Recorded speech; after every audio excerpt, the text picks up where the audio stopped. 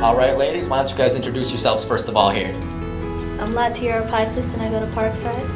And I am the Reverend Dr. Monica L. Cummings, and I work for the Unitarian Universalist Association of Congregations. All right, we're sitting here at an LGBT Center support group meeting. We're actually at a meeting for waiting for some of the young adults this meeting would be for.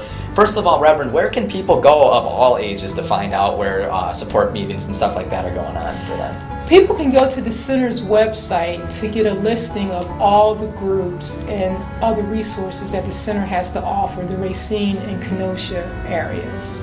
So, like, what can people expect when they come? What do people like? What do they mean by a support group? Like, what do you guys do? We have a lot of discussions. Okay. Programming. We look at video clips. Just talk about anything that the youth want to discuss. Right. Anything that's pressuring them. And like, what ages is it actually like for? Is it for any like youth at all, or does it have like cutoff ages, kind of? It's 14 to 20. Okay. And if anyone older than 20 comes to the group, we of course don't turn them away. Right. What we do though is invite them to then become a facilitator or an advisor for the group. So if they're here needing support, or another aspect of the group is to help develop people in their leadership. Right. So one of the things we have in mind in terms of not just providing support for youth and young adults who identify as LGBTQ,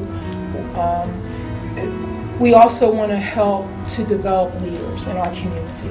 Well, I initially got involved when the center was looking into how to support local schools and creating safe schools for youth. I don't know if you remember, a couple of months ago, there were quite a number of young people who committed suicide because they were being bullied. And so the center's response to that was, what can we do to help support a safe environment in schools? So the center put together a committee, and that's when Latiera and I met one another. We both served on that committee, and this group is actually an outcome of that committee, because one of the things we recognized we could do was create a safe space outside of the school environment for young people who may not be comfortable going to events at their school. Right. Maybe they would be more prone to come to a support group that was in the community as opposed to in their school. Right. Does the center, do you guys see a wide variety of ages? Is it mostly young people, or do you guys serve like all the way up to like the elderly and all that, like in your experiences? At the center? Yeah. Everybody can come. Everybody comes in? Okay, cool.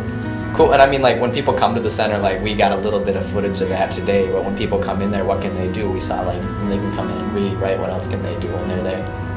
They have videos, they have books they can check out. There's also a small computer center where you can just log on, get on the internet, check your Facebook or whatever. Cool. And, I mean, what do you guys feel like there's more that you want to do, really, or is like, because I know the center still kind of just started in 2009. What else do you feel like you want to see the center achieve? Because I don't know if most people know that it's kind of the only place for anyone to go in Racine, Kenosha, and I believe like Walworth County, a bunch of other counties too, way out there and all that. What are you hoping to not only like get out of it, like just for Racine, but for the whole community that like needs help and whatnot? Maybe just respect. Yeah. Everybody respecting everybody, regardless of their sexual orientation or race or gender or anything. Just respect.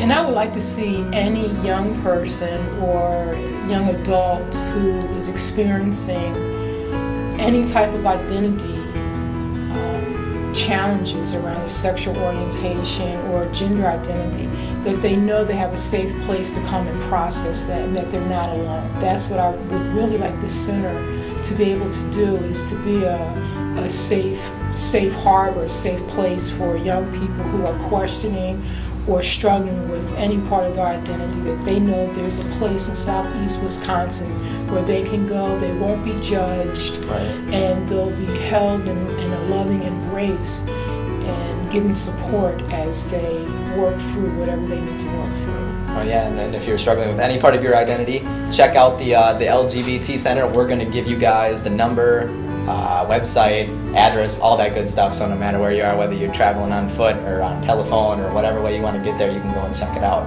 So ladies, thank you for sitting down with me today, and we hope to see your group grow and just continue to help the community in whatever way it needs. Thank you, Justin.